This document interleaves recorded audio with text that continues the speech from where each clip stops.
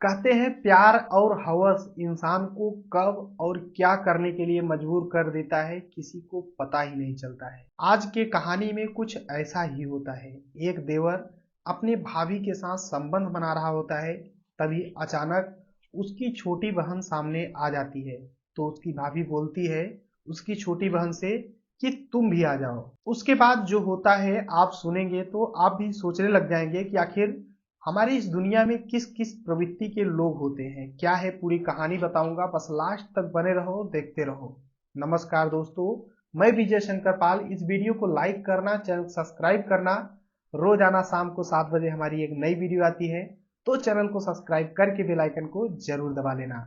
और भाई आप लोग कमेंट जरूर करना कहाँ से हमारी वीडियो देखते हो, और बाकी जो भी आपके मन में हमारे लिए कुछ भी अगर आपके मन में सवाल है तो कमेंट करना। आपका जो भी कमेंट होगा मैं नेक्स्ट वीडियो में जरूर बोलूंगा।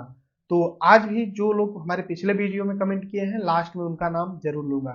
तो चलिए स्टार्ट करते हैं। आज की जो सच्ची घटना है वो है उत्तर प्रदेश में एक शहर लगता है फर्रुखाबाद, और यहीं पर एक गांव होता है। वहीं की रहने वाली मंजू देवी होती है, जिसकी उम्र 48 साल होती है। उनके पति कई साल पहले ही इस दुनिया को छोड़कर जा चुके हैं। मंजू के 2 बेटे होते हैं। बड़ा बेटा जिसका नाम श्याम होता है, जिसकी उम्र 25 साल होती है, और छोटा बेटा है जिसका नाम रवि होता है, जिसकी उम्र 22 साल होती है। और मंजू के एक बेटी होती है जिसका नाम सोनिया होता है, जिसकी उम्र 19 साल होती है। वो अपने बच्चों के साथ घर पे रहती थी। सब कुछ सही तरीके से चल रहा होता है। टाइम धीरे धीरे बीत रहा होता है। इधर मंजू को लगता है कि मेरा जो बड़ा बेटा है जिसका नाम श्याम है उसकी शादी कर देनी चाहिए, और इधर रिश्ते भी आ रहे थे।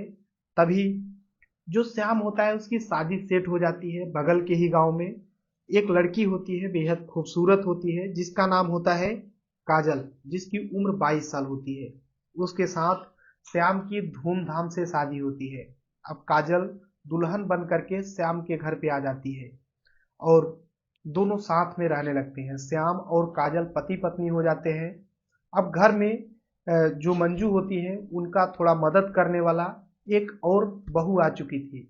अब सब कुछ सही तरीके से चल रहा होता है, टाइम बीत रहा होता है।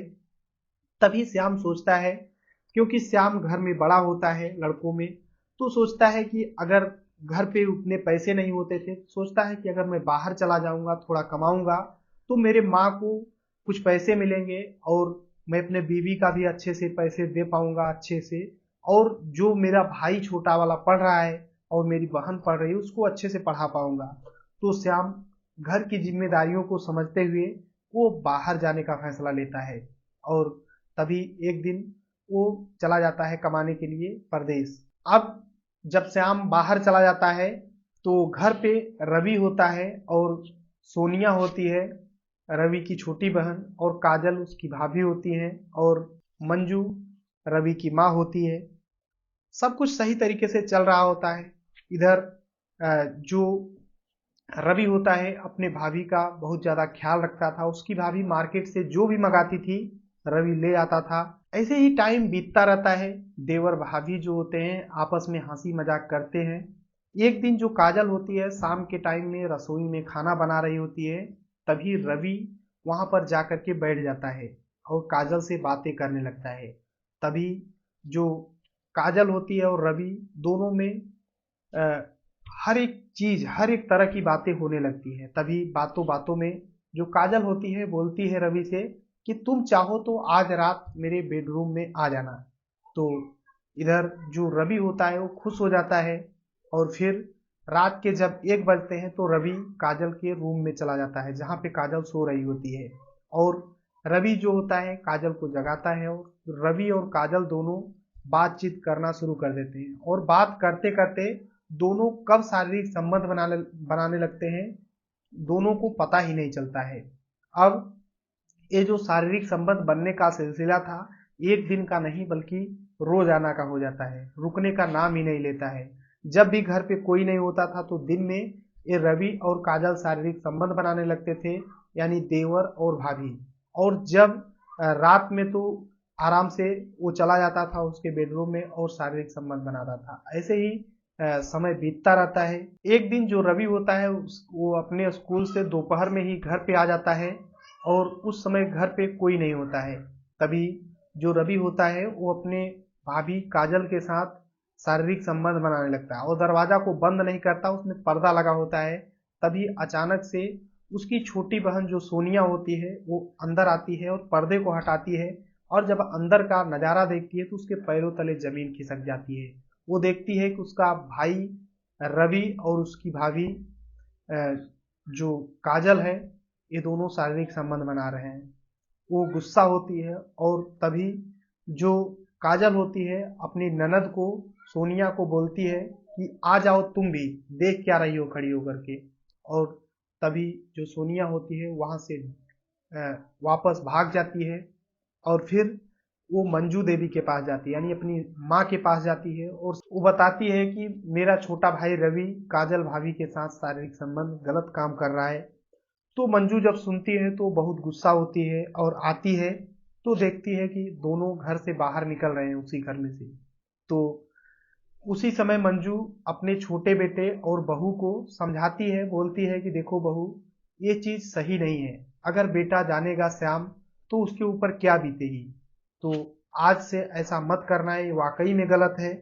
तो उसी समय जो रवि होता है वो अपने माँ से वादा करता है कि मैं माँ बहुत बड़ी गलती कर दिया हूँ, आज से मैं ऐसा कभी नहीं करूंगा। और जो काजल होती है वो भी अपने सासू माँ के सामने कान पकड़ती है और बोलती है कि आज के बाद मैं दोबारा ऐसा कभी नहीं करूंगी।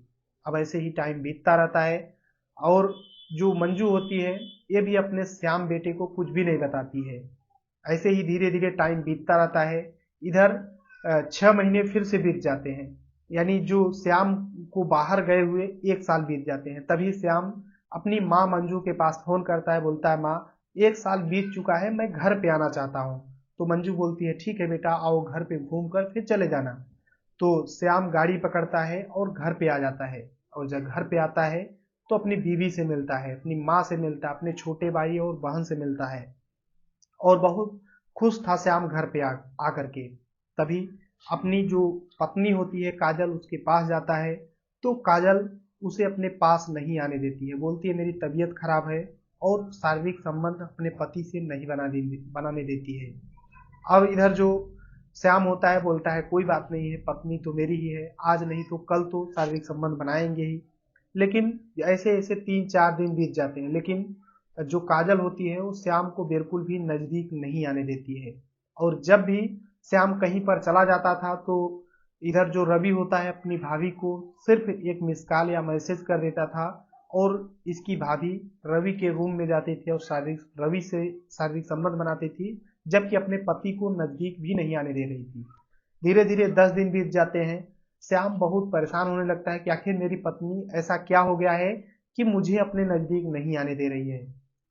और फिर अपने पत्नी से जबरदस्ती करने लगता है जो श्याम होता है कि आखिर तुम मुझे अपने नजदीक क्यों नहीं आने दे रही हो। तो तमाम बहाना बनाती है जो काजल होती है। अब लेकिन अपने देवर के साथ यानी रवि के साथ शारीरिक संबंध बनाती थी, अपने पति के साथ नहीं बनाती थी। ऐसे ही थोड़ा और टाइम बीतता है तो जो काजल होती है अपने देवर रवि से बोलती है कि देखिए आपके भैया मेरे साथ जबरदस्ती कर रहे हैं, मुझे उनके साथ अब शारीरिक संबंध बनाना ही होगा। तभी रवि बोलता है कि ऐसा करो, मैं अपने भाई जो श्याम है उसे इस दुनिया से ही हटा देता हूँ। तो काजल डर जाती है, बोलती है नहीं वो मेरे पति है। लेकिन इधर जो रवि होता है बोलता है कोई नहीं मैं जुगाड़ करता हूँ और मार्केट जाता है और एक जहर की पैकेट लेकर के आता है और अपने भाभी से बोलता है कि दूध में मिला करके इसको पिला देना श्याम भाई को और जो होगा मैं देख लूंगा। तो काजल डर जाती है और साफ इनकार कर देती है। तभी रवि अपने भाभी से बोलता है तुम्हें पता नहीं है कि मैंने आपका एक वीडियो बना रखा है, जब मैं आपके साथ शारीरिक संबंध बनाता था तो एक वीडियो बना लिया हूँ और आप अगर मेरे भाई श्याम को अगर नहीं दोगी दूध में मिला करके जहर तो मैं ये वीडियो वायरल कर दूंगा, वैसे भी मेरा भाई श्याम तुम्हें छोड़ देगा और तुम फिर कहीं की नहीं बचोगी। तो ऐसा करो उसे इस दुनिया से हटा दो, फिर मैं तुम्हारे साथ पूरी जिंदगी तुम्हारे साथ रहूंगा। अब इधर जो काजल होती है वो डर जाती है और वो पैकेट लेकर के अपने ही पति को दूध में मिला करके और फिर पिला देती है।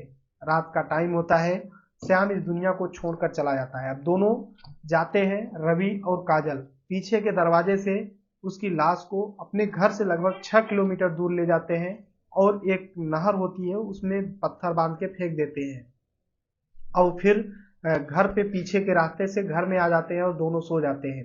सुबह होता है, जो श्याम की माँ होती है मंजू देवी, वो बोलती है मेरा बेटा श्याम नहीं दिख रहा है, कहाँ चला गया। तो अपने बहू से पूछती है कि श्याम नहीं दिख रहा है, तो बहू बोलती है कि रात में 10 बजे किसी का फोन आया था और उसी समय घर से निकले हैं और अभी तक आए नहीं, पता नहीं क्या हुआ। और इधर जो मंजू होती है वो बहुत सीरियस हो जाती है, ढूंढने लगती है अलग अलग जगहों पे, लेकिन कोई पता नहीं चलता है। अपने छोटे बेटे रवि से पूछती है कि तुम्हारा भाई कहाँ है, श्याम दिख नहीं रहा है। तो रवि बोलता है हमें क्या पता, हम तो सुबह शाम को सोए थे, सुबह अपने काम में पढ़ लिख रहे हैं, हमें नहीं पता है। अब जो मंजू होती हैं वो घबरा जाती हैं और सीधा पुलिस स्टेशन जाती हैं और अपने बड़े बेटे श्याम की गुमशुदगी दर्ज कराती हैं। और जैसे ही पुलिस गुमशुदगी दर्ज करती है, पता करने लगती है, तो कोई पता नहीं चल रहा होता है। इधर अलग अलग जगहों पे रिश्तेदारी, अलग अलग जगहों पे पता करने की कोशिश की जाती थी। पुलिस और मंजू सभी ढूंढ रहे थे लेकिन कोई पता नहीं चल रहा था। इधर जो सोनिया होती है वो पुलिस से बताती है कि मेरे जो मेरा छोटा भाई रवि है और मेरी भाभी, इनके साथ संबंध बनते मैंने खुद अपने आंखों से देखा है, तो ऐसा भी हो सकता है कि ये ही कुछ किए होंगे। और जब पुलिस को एक क्लू मिलता है तो दोनों को उठा लेती है और थाने लेके जाती है और पुलिस दोनों को अलग अलग जगहों पे बैठाती है। तभी जो पुलिस होती है, महिला पुलिस, वो काजल के पास जाती है और बोलती है कि जो तुम्हारा देवर है वो रवि सब कुछ बता दिया है कि मैं अपने भाभी के साथ कैसे कैसे गलत काम करता हूँ और कैसे कैसे अपने भाई को इस दुनिया से हटाया है। और पुलिस झूठ बोलती है काजल से, लेकिन काजल डर जाती है, उसे लगता है कि सच में रवि सब कुछ बता दिया है। और तभी काजल डरते हुए बोलती है साहब मैंने कुछ नहीं किया है, बल्कि रवि ने ही मुझे जबरदस्ती ब्लैकमेल करके मुझसे जहर पिलवाया है मेरे पति को। तो पुलिस को एक रास्ता मिल जाता है, अब एक एक चीजें पूछने लगती है। अब तभी रवि से भी सख्ती से पूछने लगती है। जब एक रास्ता मिल जाता है तो पुलिस फिर टाइट हो जाती है और दोनों अपना जुर्म कबूल कर लेते हैं। तभी पुलिस उन लोगों को ले जाती है जिस नहर में लाश फेंकी गई थी, वहां से लाश को बरामद किया जाता है और पोस्टमार्टम कराया जाता है। तो स्पष्ट पता होता है कि इन्हें जहर पिलाया गया था और पुलिस इन दोनों के खिलाफ गंभीर धाराओं में मुकदमा दर्ज करती है। अभी जो दोनों रवि और काजल है, दोनों सलाखों के पीछे हैं। कहते हैं गलत काम का गलत नतीजा होता है। इन्होंने जो किया था वाकई में गलत था। भाभी जो होती है एक माँ के समान होती है, लेकिन इन्होंने एक पवित्र रिश्ते को तार तार कर दिया। कहते हैं कि क्राइम करने वाला कितना भी शातिर हो, कितना भी दिमाग चल ले, लेकिन अगर पुलिस चाहे तो उसे, पुलिस के हाथ बहुत लंबे होते हैं, पुलिस चाहे तो पूरे जड़ को निकाल सकती है, कहां से क्या हुआ है एक एक चीज को निकाल सकती है। इसी तरीके से ये लोग भी फंस जाते हैं और सलाखों के पीछे पहुंच जाते हैं। ये पूरी कहानी सुनाने का उद्देश्य किसी को परेशान करना है, दुख पहुंचाना है, बल्कि आप सभी को जागरूक करना है। जहां भी रहे अपना और अपनों का ख्याल रखें। बाकी इस चैनल को सब्सक्राइब करना, वीडियो में लाइक कर देना, अपनी राय जरूर देना। अब जो लोग हमारे पिछले वीडियो में कमेंट किए हैं उनके नाम, सबसे पहले रीना टीटू है जो कि भरतपुर से रहने वाली है, अनिल है मंडाला से रहने वाले हैं, अजय राठौर हैं जो कि छत्तीसगढ़ से रहने वाले हैं, नामदेव हैं जो कि संभाजी नगर महाराष्ट्र से रहने वाले हैं, और अशोक कुमार यादव हैं जो कि कानपुर देहात के रहने वाले हैं, और मोहनलाल द्विवेदी है जो बोलते हैं कि कानून हाथ में नहीं लेना चाहिए। सही बात है भाई, कानून अगर खुद हाथ में लोगे तो सलाखों के पीछे जरूर पहुंच जाओगे। और राज हैं जो कि सूरत गुजरात के रहने वाले हैं, सुरेंद्र पाल हैं जो कि बदायूं उत्तर प्रदेश से रहने वाले हैं, ग्रीश कुमार शर्मा हैं जो कि संभाल उत्तर प्रदेश से रहने वाले हैं, और गुरुदयाल हैं जो कि बलौदा खुडिया चिड़ावा झून राजस्थान से रहने वाले हैं भाई। और बोलते हैं कि बहुत ही सुंदर लगती है आपकी कहानी, सुनकर अच्छा लगता है। तो भाई तहे दिल से शुक्रिया। बाकी चैनल को सब्सक्राइब करो, वीडियो में लाइक करो। मिलते हैं नेक्स्ट वीडियो में, तब तक के लिए जय हिंद, वंदे मातरम।